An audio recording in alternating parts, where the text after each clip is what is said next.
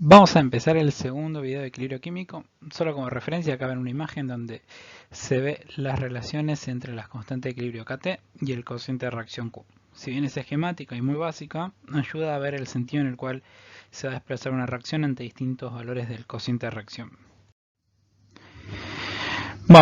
Tenemos acá nuevamente la agenda que ya vimos en el video anterior, solamente repetimos. En esta presentación vamos a ver distintas maneras de expresar la constante de equilibrio K que nos van a servir en función de cada sistema de información que tengamos. Vamos a establecer una metodología para el cálculo de las composiciones en el punto de equilibrio. Vamos a estudiar sistemas heterogéneos y sistemas fuera de equilibrio. Vamos a ver distintas maneras de expresar la constante de equilibrio que van a estar referidas todas a Kt y, bien aplicadas, nos van a ayudar a simplificar los cálculos. Para una reacción que se desarrolla completamente en fase gaseosa, ya vimos que Kt es la productoria de las fugacidades de cada componente en la mezcla en la situación de equilibrio elevadas a sus coeficientes estequiométricos, que es la ecuación que están viendo. Como vimos en la unidad de mezcla de gases reales, existen dos tipos de mezclas, mezcla ideal de gases reales y mezcla real de gases reales. Cuando encaremos ejercicios de equilibrio químico, salvo que contemos con información para suponer lo contrario, siempre vamos a considerar mezcla ideal de gases reales, y por lo tanto que es válida la regla de Lewis y Randall.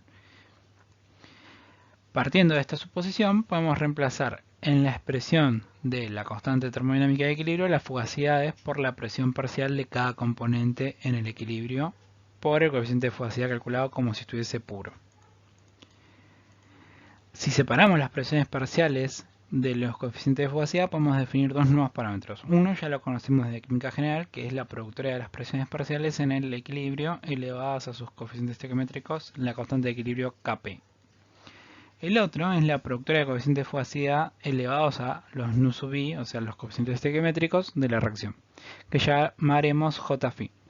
Noten que por aplicar Lewis y Randall, los coeficientes de fugacidad y por lo tanto Jφ no cambian con la composición de la mezcla, son únicos a la misma presión y temperatura. Si la presión tiende a cero, es decir, si los gases tienen comportamiento ideal, entonces los coeficientes de fugacidad van a ser unos y por lo tanto el Jφ también va a ser 1. Ahora reemplacemos la presión parcial de cada componente por la presión total del sistema multiplicada por la fracción molar de cada componente.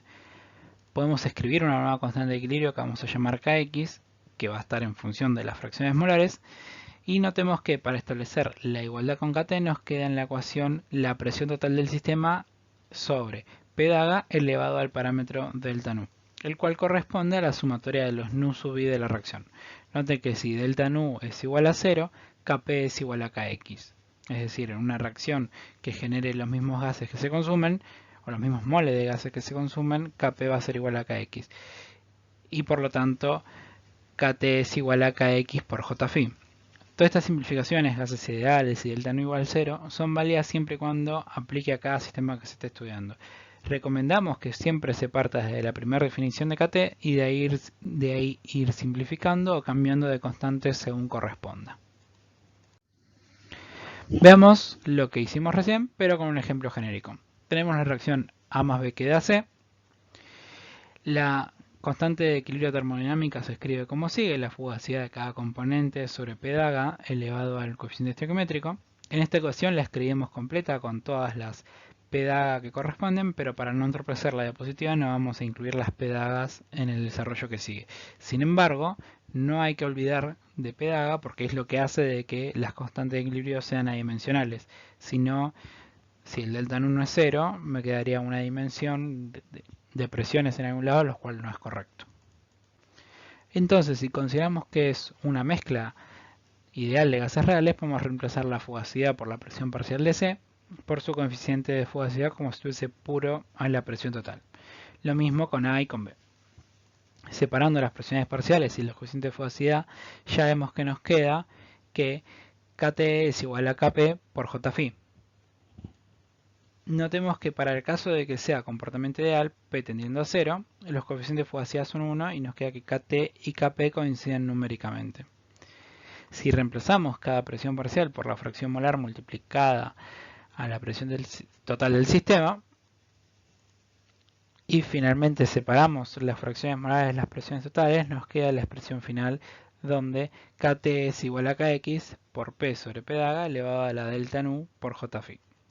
¿Qué pasa si delta nu es igual a 0? Por ejemplo, A igual a B igual a 1 y C igual a 2. En ese caso, Kt es igual a Kx por J phi, por lo tanto, Kx es igual a Kp. Y si además son gases ideales, Kt es igual a Kp, que es igual a Kx. Pero de vuelta, estas son suposiciones que hay que analizarlas y estudiarlas si aplican en cada uno de los casos. Como ya vimos, la constante de equilibrio la podemos expresar en fracciones molares como en presiones parciales. Resulta útil entonces desarrollar una metodología para expresar las fracciones molares de todos los componentes en función de una sola variable. La variable que vamos a utilizar es el avance de la reacción, ya que es único para toda la reacción. Vamos a suponer la misma reacción genérica del ejemplo anterior. Y vamos a plantear que para cada situación de interés en una reacción química los moles de cada componente y además los moles totales en cada situación. Entonces, planteemos el estado inicial, la cantidad de moles de cada componente. Va a ser N sub A en el momento inicial, N sub B en el momento inicial, N sub C en el momento inicial y la sumatoria va a ser el número total de moles. Note que acá estamos suponiendo que podríamos tener tantos moles de reactivos como de productos, pero también contempla la situación de que los moles iniciales de alguno de los protimandes, es decir, estos N sub A en el momento inicial, N sub B en el momento inicial, N sub C en el momento inicial, sean 0. Cuando la reacción llegue a equilibrio, va a corresponder a un determinado avance de reacción. Por lo tanto, como el avance de la reacción multiplicado por cada coeficiente estequiométrico representa cuántos moles de cada componente reaccional, la resta entre los moles iniciales y este producto corresponde a los moles de cada componente en el equilibrio. Si sumamos los moles de todos los componentes en el equilibrio, tendremos los moles totales que los podremos expresar también en función del avance de la reacción. Noten que si delta nu es igual a 0, la reacción no va a cambiar de número total de moles. La misma cantidad de moles que se consumen se generan. Esto, para las reacciones que venimos estudiando hasta el momento en fase gaseosa, implica que la presión total del sistema se mantiene constante entre los momentos inicial y en el equilibrio. Por último, si dividimos los moles de cada componente en el equilibrio por la cantidad total de moles totales en el equilibrio, podemos calcular la fracción molar de cada componente. Teniendo las fracciones molares expresadas en función de parámetros iniciales de la reacción y el avance de la reacción es muy útil ya que nos reduce la cantidad de variables a solo conocer el avance de la reacción chi y desde ahí calcular el resto de las fracciones molares. Además, conociendo una sola composición en equilibrio, podemos determinar las otras y finalmente determinar Kx o viceversa. Desde Kx calcular el avance. Hasta ahora analizamos siempre sistemas homogéneos en fase gaseosa. Si realizamos el mismo análisis que cuando planteamos la constante de equilibrio Kt, pero para componentes que estén en distintas fases, lo primero que nos tendríamos que preguntar es cómo expresar el potencial químico de cada componente en esa fase. En general podemos plantear el potencial químico del componente I como la siguiente expresión, donde mu sub I asterisco es el potencial químico de I estándar a T y P asterisco. A sub I es la actividad del componente I y C asterisco es la concentración estándar. Por convención, si las fases sólidas no presentan soluciones sólidas, por ejemplo, no es una aleación, es decir, es un sólido puro, se toma que la actividad de ese sólido sobre C asterisco es igual a 1. Por lo tanto, el término logarítmico se anula y nos queda que el potencial químico del componente I es igual al potencial químico en el estado estándar. Veamos ahora, para la siguiente reacción, que se desarrolla en más de una fase, cómo expresar el Kt. La reacción es carbonato de calcio, que da dióxido de carbono y óxido de calcio. Como vimos antes, para llegar a una expresión del Kt, tenemos que plantear el delta G molar de la reacción y para eso conocer el potencial químico de cada componente. Si reemplazamos cada potencial químico por su expresión, para el caso del dióxido de carbono es el único gas, así que lo reemplazamos por el potencial químico de un gas, y a los sólidos por la expresión que vimos recién. Reordenando la ecuación, podemos ver que la sumatoria de los potenciales químicos estándar es el delta G daga molar de reacción. Como ya dijimos, si el carbonato de calcio y el óxido de calcio son sólidos puros, la actividad es 1 y los podemos sacar del término logarítmico. Sabemos que en la condición de equilibrio, el delta G molar de reacción es igual a 0 y entonces Kt nos queda como la fugacidad del dióxido de carbono sobre P dada.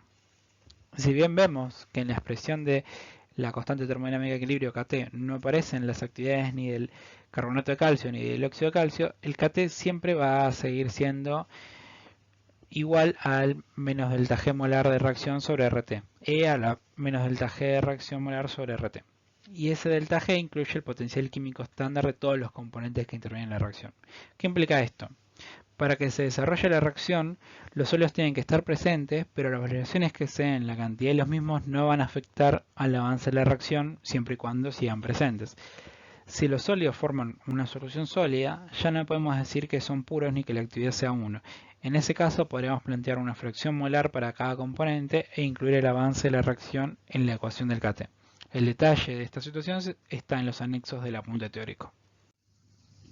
Vamos ahora a analizar qué pasa en situaciones fuera del equilibrio, es decir, cuando el delta G molar de la reacción no es necesariamente 0. En esta situación no podemos decir que la productoria de fugacidades elevadas a sus coeficientes estequiométricos sea Kt.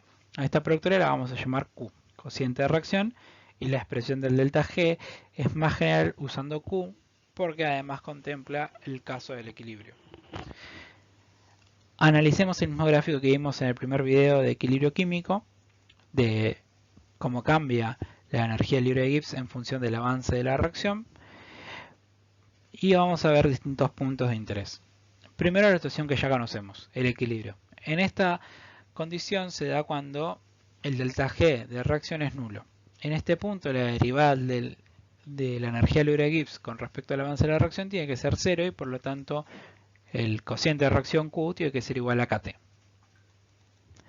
Si analizamos un punto donde el avance de la reacción sea menor al de la situación de equilibrio, la pendiente de la recta tangente en ese punto es negativa y por lo tanto el proceso es espontáneo. Se forman productos. Q, el cociente de reacción, va a ser menor que Kt y se llama reacción exergónica. En cambio, si el avance de la reacción es mayor al de la situación de equilibrio, la pendiente de la recta tangente en ese punto es positiva y por lo tanto el proceso no es espontáneo. Se formarán reactivos. Q, el cociente de reacción, va a ser mayor que Kt y se llama a este tipo de reacción endergónica. Ahora están en condiciones de entender la imagen de la portada del video. Con esto finalizamos esta presentación y ya tienen todas las herramientas teóricas necesarias para empezar a hacer los ejercicios de la serie de equilibrio químico.